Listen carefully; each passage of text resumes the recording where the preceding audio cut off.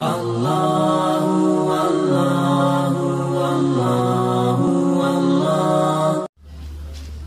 حضور سید الکونین صلی اللہ علیہ وآلہ وسلم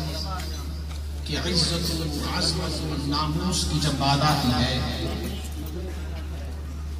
تو یہ بات ذہن نشین فرما لیں کہ ہماری عبادات، ہماری طاعات، ہماری نمازیں، ہمارا کردار، ہمارا عمل، جو کچھ بھی ہماری زندگی ہے، چاہے وہ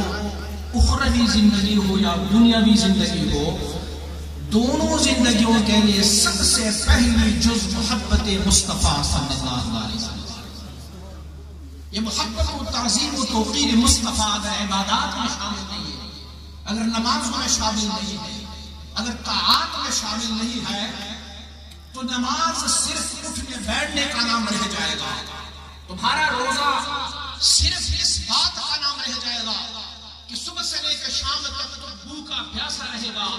اگر محبت مصطفیٰ کو نکالا جائے گا تو تمہارا ایمان ہی تسلیم نہیں کیا جائے گا۔ تو سید المرسلین صلی اللہ علیہ وسلم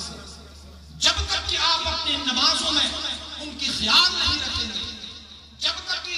آپ اپنی عبادات میں مصطفیٰ کریم کی اتباع نہیں رکھیں گے، اور اتباع اور حضور سے محبت، یہ دونوں چیزیں جب ہماری عبادات میں موجود ہو تب وہ عبادت بنتی جائے گی۔ میں وہاں پر جب حاضر ہوا تھا اپنی اسی موضوع پہ میں نے عرض بھی کیا تھا کہ صحابہ کرام رضوان اللہ علیہم اجمعین کے اعمال کو دیکھیں،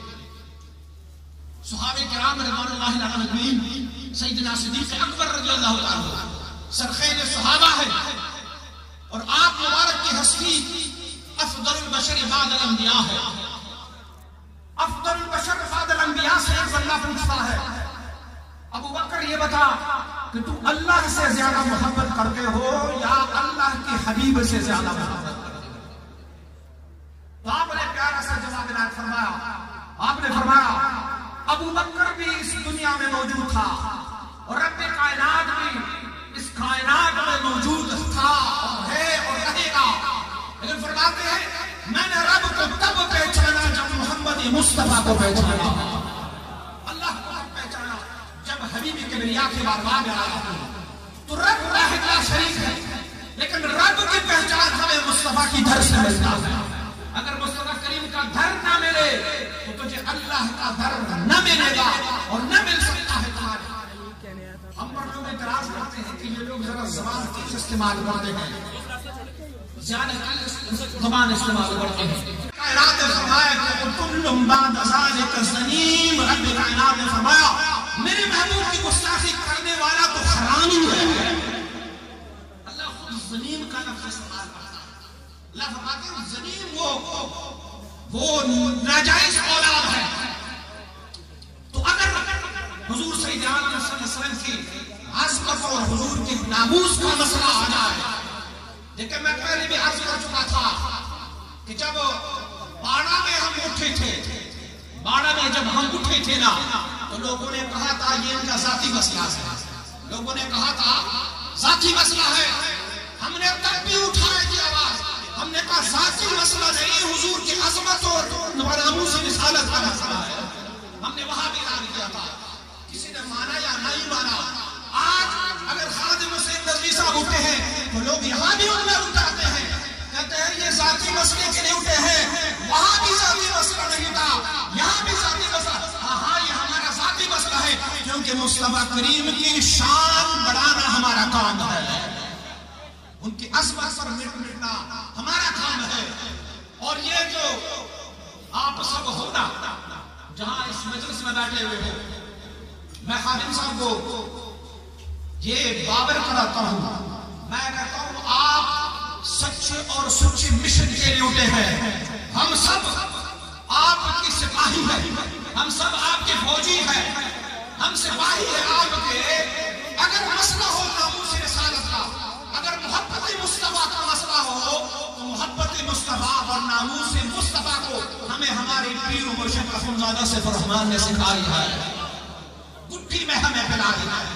یہ جو آج شریعت و طریقت آپ دیکھ رہے ہیں، یہ شریعت و طریقت ایسے نہیں بنتی، بلکہ یہ محبت مصطفیٰ کی وجہ سے بنتی ہے۔ اور اگر ناموس رسالت پر کوئی بھی حرف آ جائے تو یہ سیفی حضرات، یہ جو آپ میاں صاحب محترم کو دیکھتے ہیں نا، جو وہاں اسٹریٹ پہ بیٹھے ہوتے ہیں، یہ جگہ جگہ حاضر ہوتے ہیں، ہر جگہ حاضر ہوتے ہیں، ارے میاں محمد کو کس نے بنا دیا؟ یہ تو اخوندزادہ سیف الرحمن کی نگاہوں نے یہاں تک بنا دیا ہے، یہ ان کی نگاہوں نے یہاں تک بنا دیا ہے، ان کے دل میں محبت ڈالی ہے، مصطفیٰ کریم کی عزت و عظمت ڈالی ہے، ان کے محبت میں شریعت، ان کے دل میں شریعت ڈالی ہے، محبت مصطفیٰ ڈالی ہوئی ہے۔ لہذا اگر کوئی بھی بندہ، یہ ہمارے جو 22 دن گزرے ہیں نا، تو حضرت سرور شاہ صاحب نے فرمایا کہ 22 کروڑ عوام کو اٹھا دیا۔ میں کہتا ہوں 22 کروڑ کو نہیں، انہوں نے پوری کائنات کو جگا دیا ہے۔ اگر اس کے بعد کوئی بھی بندہ، اگر کوئی بھی بندہ